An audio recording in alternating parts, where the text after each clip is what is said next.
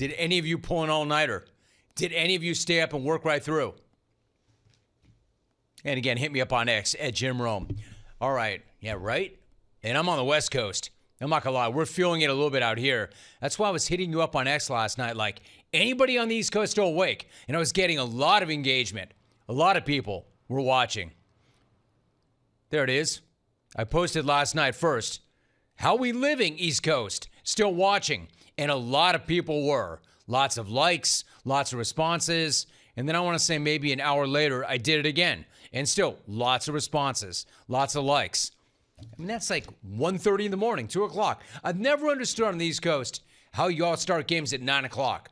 But now we're talking about games going late. Even Dodger Jano was telling me, I don't know if I could stay awake this long. And we're on the West Coast, and she's Dodger Jano. All right, so why don't we get into it?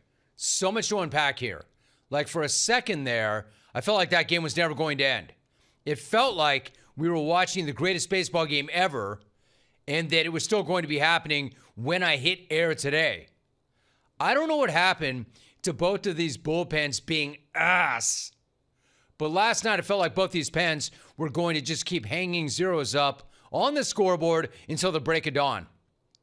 For one night, the arsonists forgot how much they love to set things on fire. The arsonists forgot how much they love to actually arson. Those 18 innings felt like 18 hours. That game felt like 18 days. I can't even imagine how long and how late it must have felt on the East Coast. But more than anything, what I truly can't imagine is playing that 6-hour, 39-minute, 18-inning marathon classic and losing.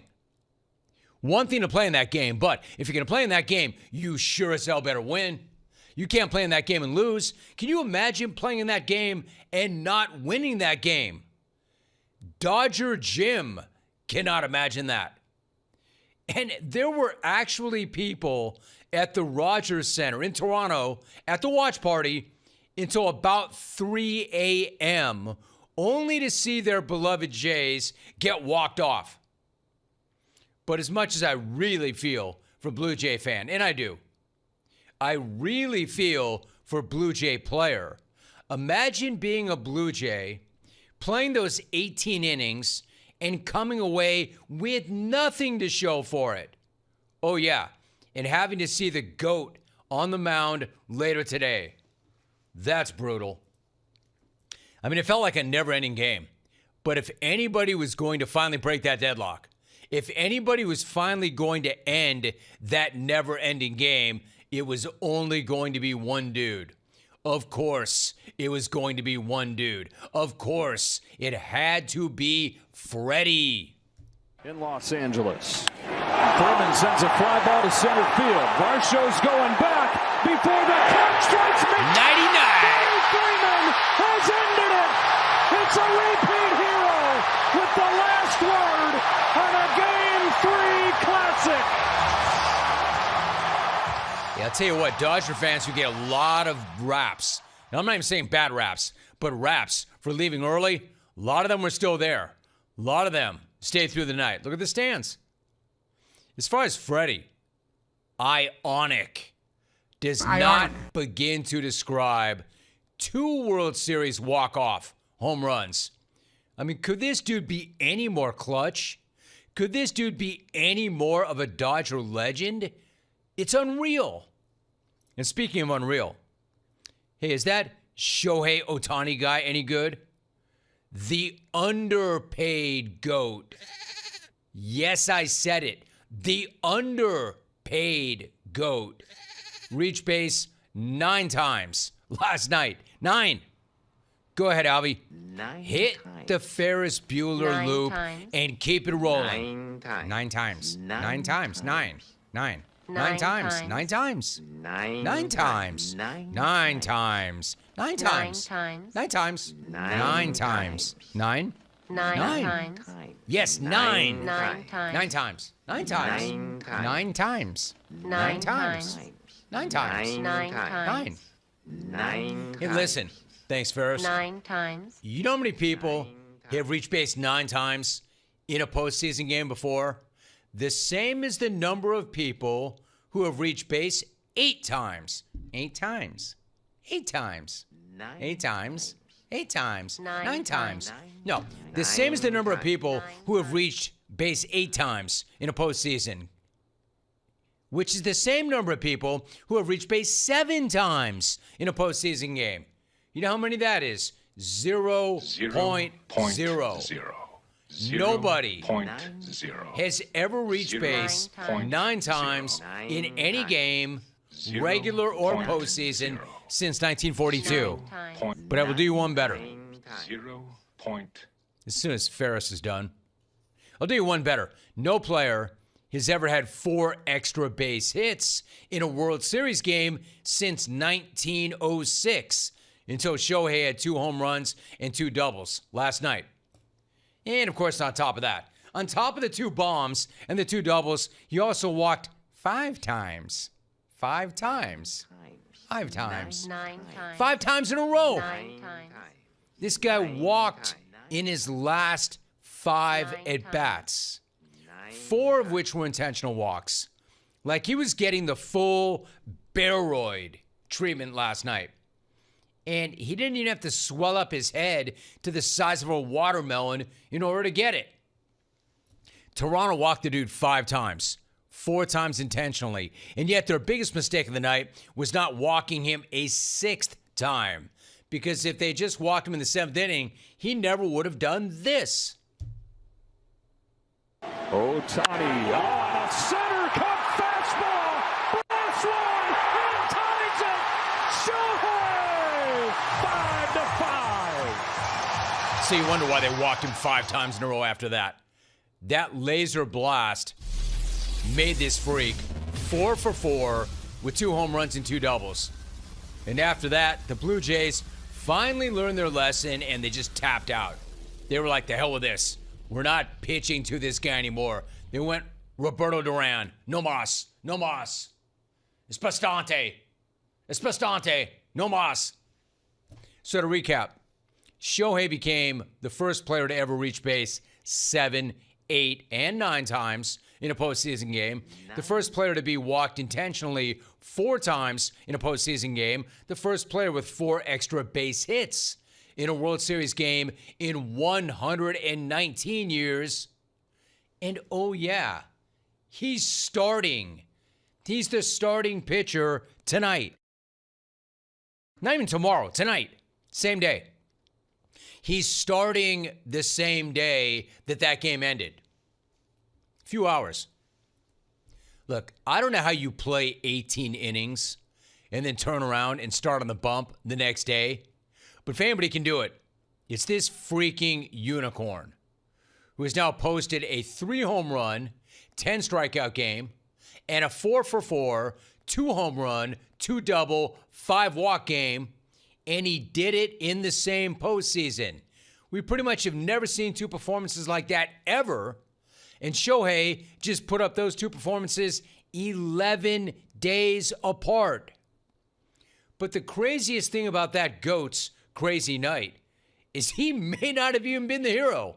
He might not have been the hero of the game. I'm not even sure Freddy was the hero of the game. You know where I'm going. You know what I'm talking about. My dude, Will Klein. Where the hell did this guy come from?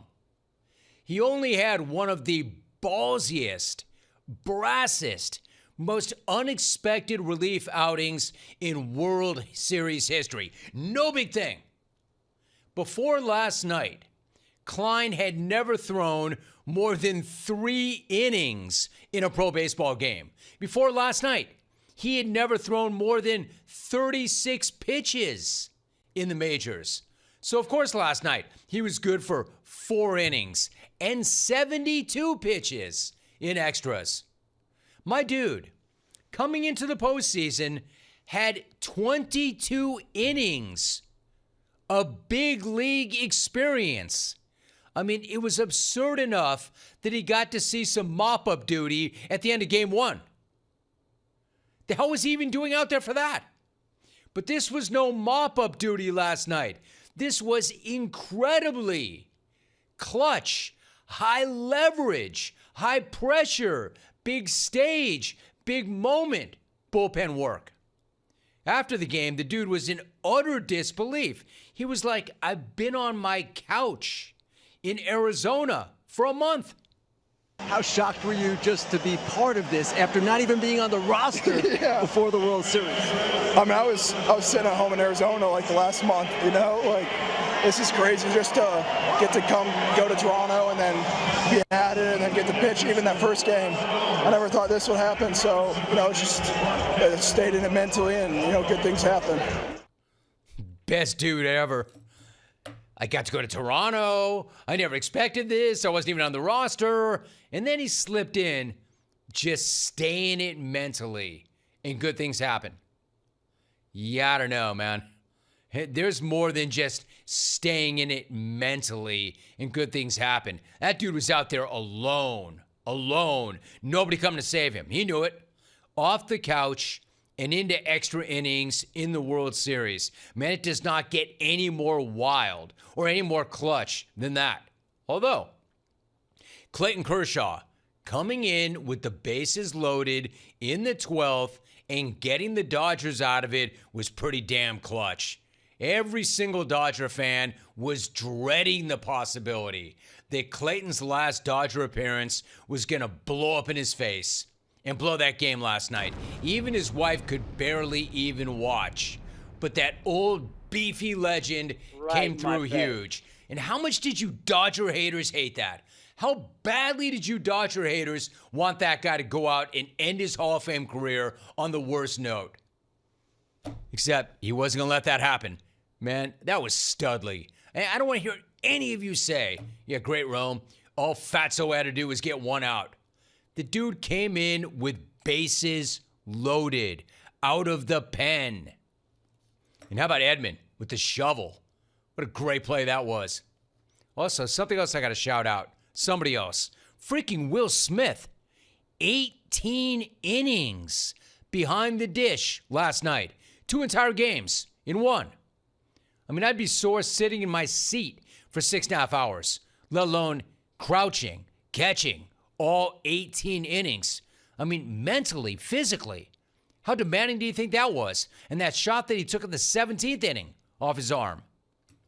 At least Dodger fan, though, had the relief. Like, this guy got no relief. He had no relief. But at least the Dodger fans had the relief of the 14th inning stretch. How wild is a 14th inning stretch?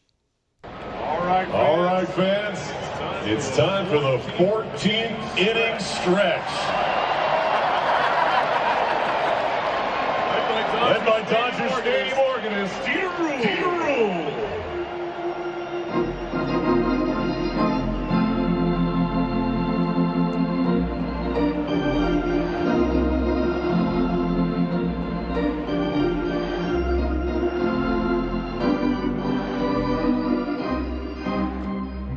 How about Dieter Rule? I don't know who had a better night, Ohtani or Dieter. Dieter was working, man. You tell me, who did it better, Ohtani or Dieter? Dieter was shredding all night long. I mean, I gotta say, at one point, Dieter had to be mentally preparing for the 21st inning stretch. I know I was. And then a 28th inning stretch. And then a 35th inning stretch. And then a 42nd inning stretch, which would have played right into the show open. But of course, we all should have seen the inevitable Freddy Freeman coming. Man, what a ball game. Inevitable. What a ball game. I wondered on X last night if that was the best ball game I've ever seen. There it is. Best ball game ever? I'm still wondering. It's right up there. Hey, put it this way. It may not be the best ever, but I can't think of one that's better. And no, that's not just because I'm Dodger Jim. Like, if you can't enjoy this team and these dudes like Shohei, Freddy, even my man Will Klein, then, man, that's you. Then that's a you problem. I can't help you if you can't enjoy this team. If you can't enjoy, or in the very least, appreciate these dudes. That's a you problem, not a Dodger problem. Because there's no way you can watch that game and still make that idiotic argument that the Dodgers are ruining baseball. Yeah, because that was so bad for baseball. And while I have your attention, let me take just one more moment to say one more thing. I love LA. I do too. I love it. Man, I love LA.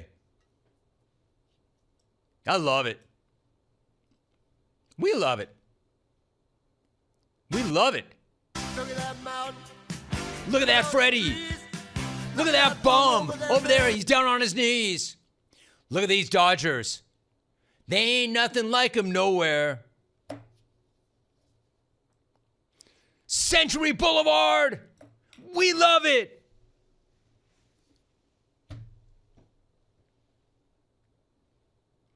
We love it. Wilshire. Man. Who stayed up all night? Who on the East Coast stayed up for that? I want to talk to somebody in the Rogers Center that was there until 3 a.m. Could you find an Uber?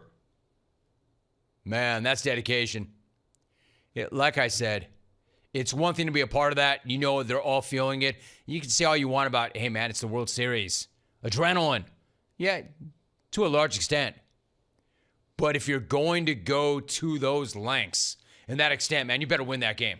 Because, hey, by the way, that was a super critical game.